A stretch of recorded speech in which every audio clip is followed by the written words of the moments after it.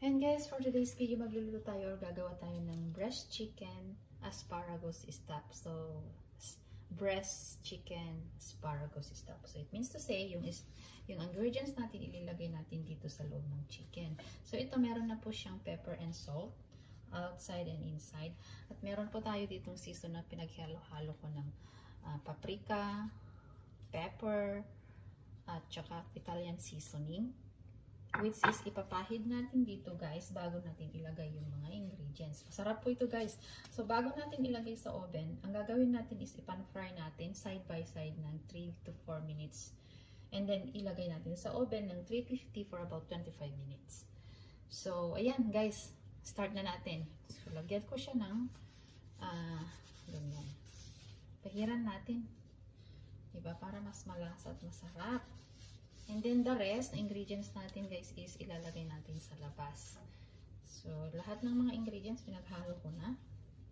And then, ilalagay natin yung cheese. Ito po ang ating asparagus. Ganyan.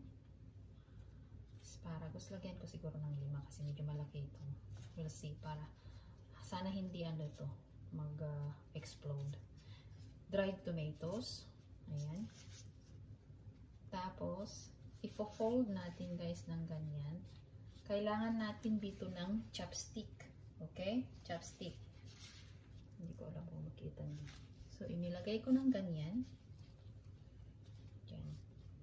Ganun din sa isa. So, ilagay natin ang cheese. Asparagus. At dried tomatoes. Masarap po ito guys. Very simple lang. Ano lang yung preparation pero masarap siya. Huwag masyadong overcook para juicy. Ganyan siya guys. Oh. So, ang kailangan ko dito is kailangan ko guys ng toothpick. No? Para hindi siya maghihiwalay. Hindi maghiwa-hiwalay. O, hiwalay! O, diba? Para steady siya. Nakita nyo ba guys? Ilipat ko siguro yung aking no. Diba? Cute. So, stuff na yan. Lagyan natin dyan. Huwag i-overcook guys para siya masarap. Hindi dry. Dry.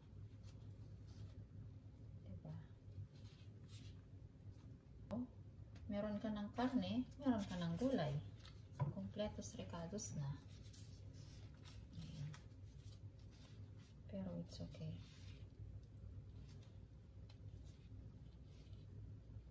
Ganyan siya.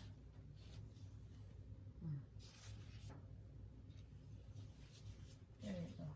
So, merong extra. So, ayan guys. Oh.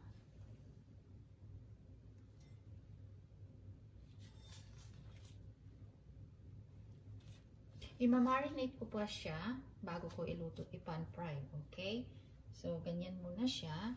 But before that, lalagyan natin ng seasoning sa labas. Ganyan. Same lang din yung nilagay ko sa loob. Ganyan siya.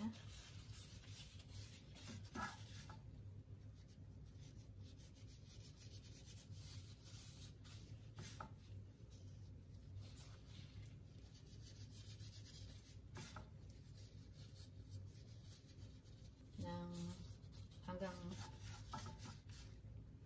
siguro 30 minutes bago natin iluto.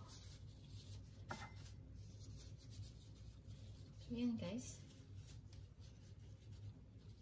And then, lagyan natin siya ng ito.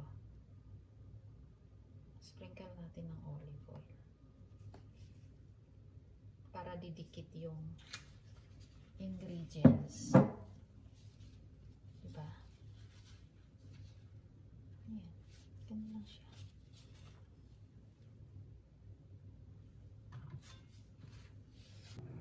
Ayan. So, pinapainit ko na ang mantika, guys. Tapos, ilagay na natin ito. Ayan. So, So, ito na yung minarinate natin. Iluluto few minutes. At ready na rin ang ating oven. Ilagay natin dyan para i-bake natin. So, ganyan guys. Ganyan ang itsura guys.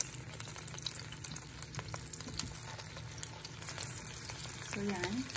Meron na siyang cheese, meron na siyang gulay, asparagus, at meron na rin ito. Ito na ang oven.